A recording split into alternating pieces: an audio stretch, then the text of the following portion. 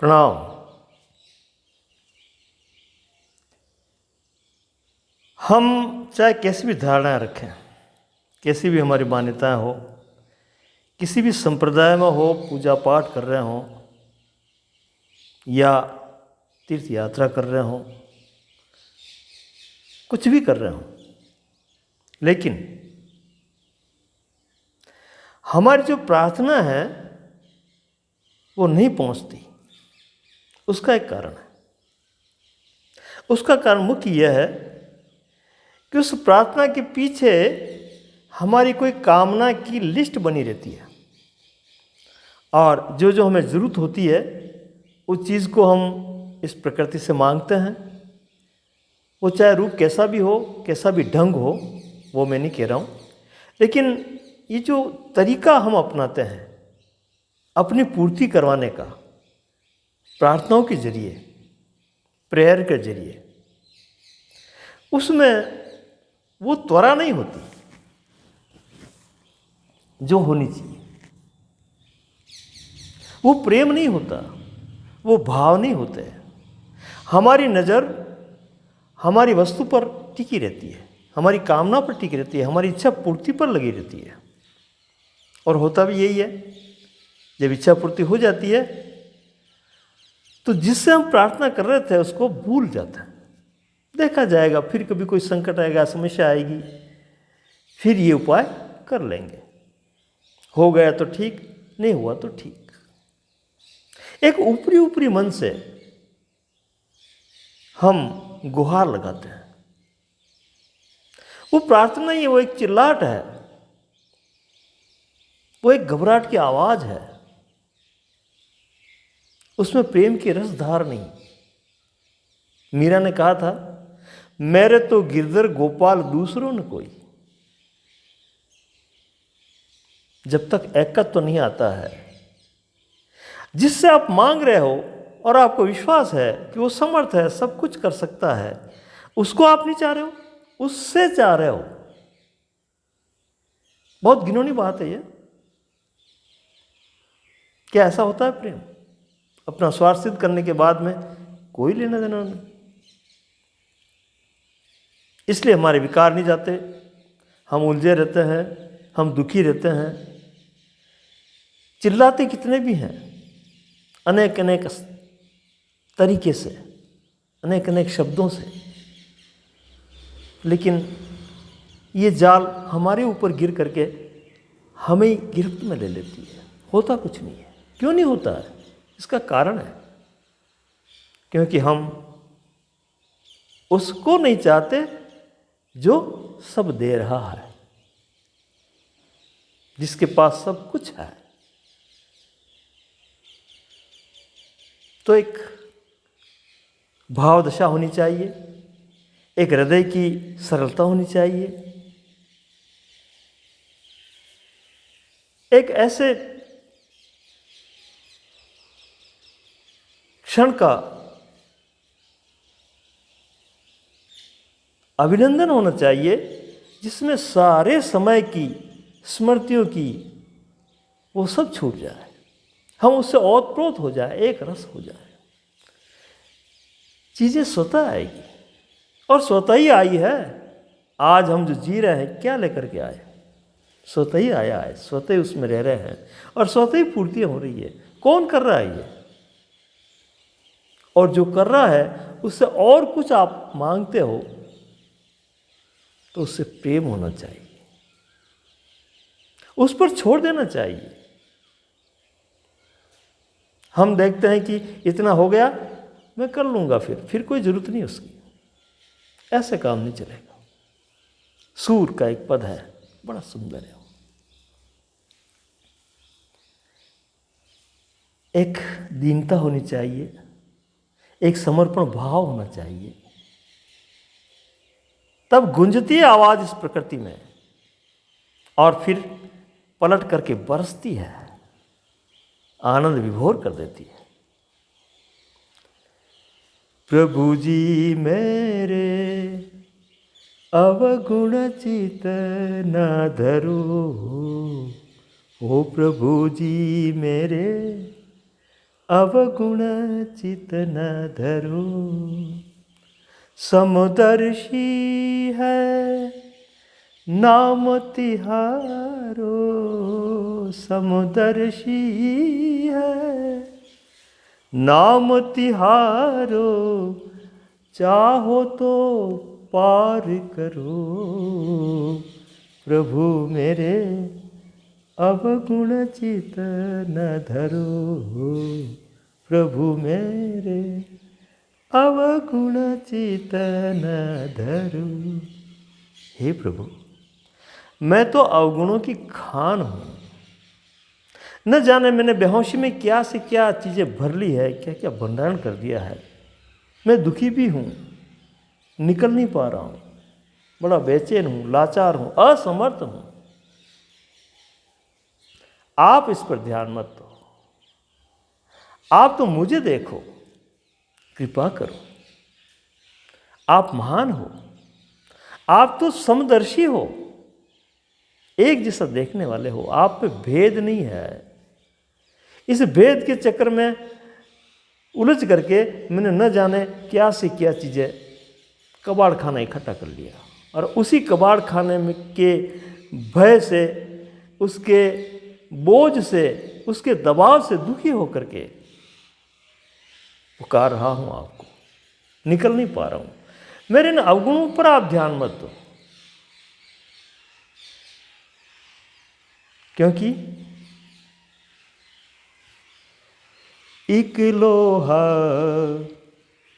पूजा में राखत, एक गर्भवती कपरो। एक लोहा पूजा में राखत, एक गर्भवती कपरो। पारस गुण अवगुण नहीं समझे, पारस गुण अवगुण नहीं समझे। कंचन करत खरो, हो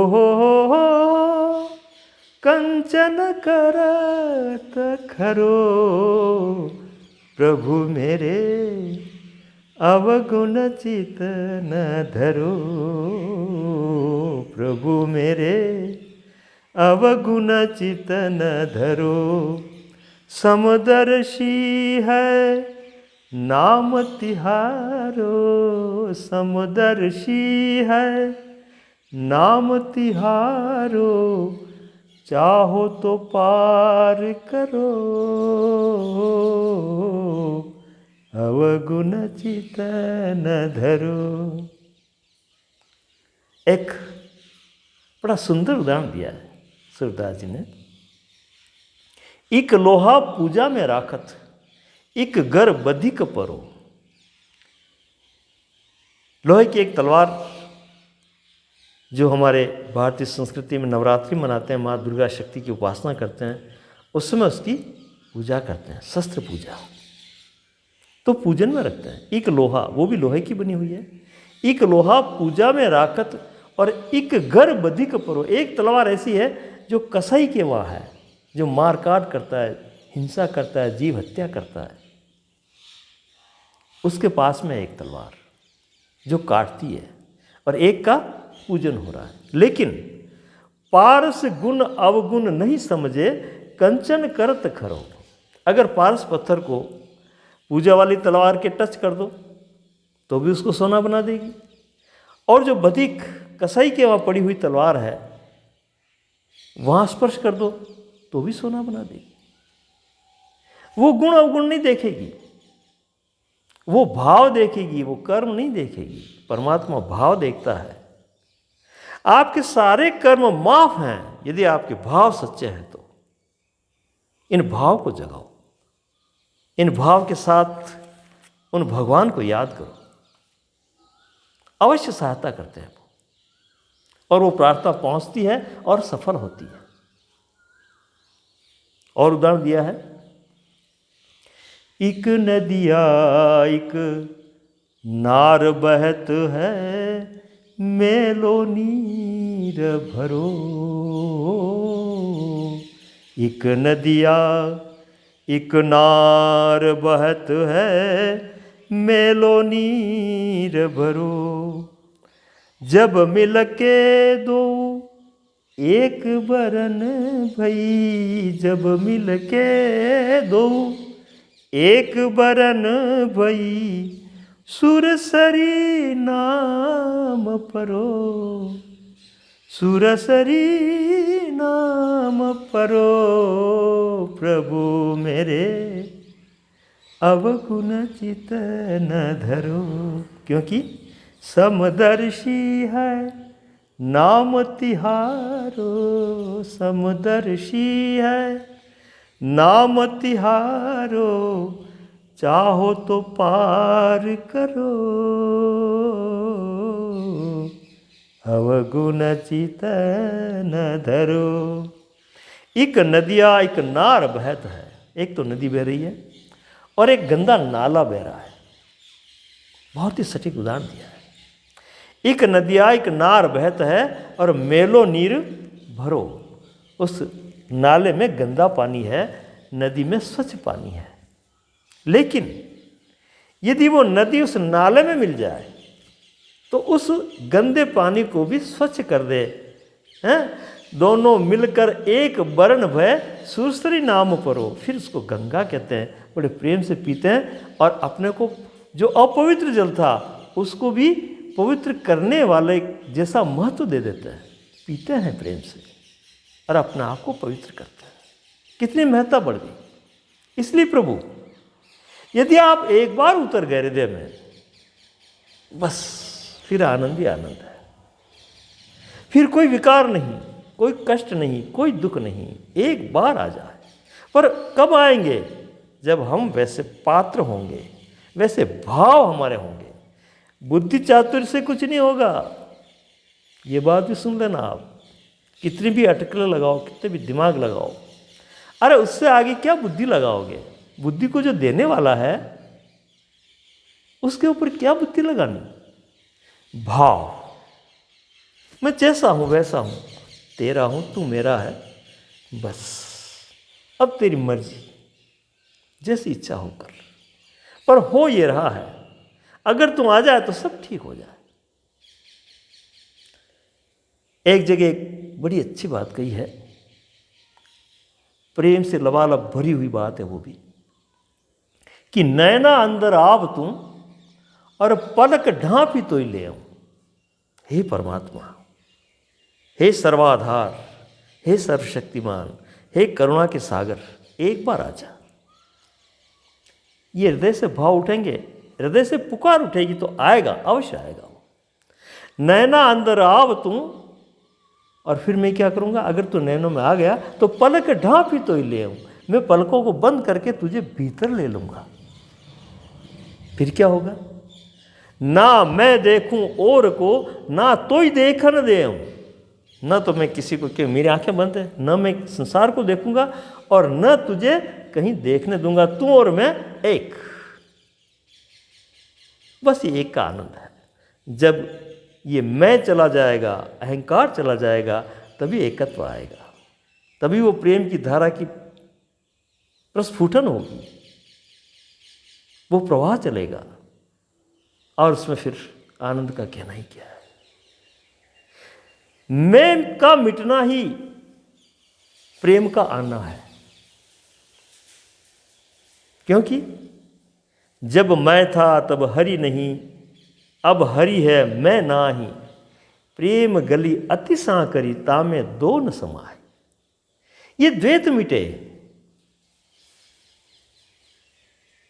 द्वैत ही दुविधा है, द्वैत ही दुख है। और ये सारे द्वैत मैं के अंदर हैं। मैंने इनको संवार रखा है, एक उलझन खड़ी कर रखी है। तो मैं मिटा, प्रेम प्रकट हुआ। फिर कहा है, एक माया एक ब्रह्म कहावत, सूर श्याम जगरो। एक माया एक ब्रह्म कहावत, सूर श्याम जगरो। अब की बैर मोहे पार उतारो, अब की बैर मोहे पार उतारो। नहीं पन जात टरे, हो नहीं पन जात टरो। प्रभु मेरे अवगुण चित न धरो। समदर्शी है नाम तिहारो, समदर्शी है नाम तिहारो। चाहो तो पार करो, हो चाहो तो पार करो। प्रभु मेरे अवगुण चित न धरो। ओ प्रभु मेरे अवगुण चित न धरो।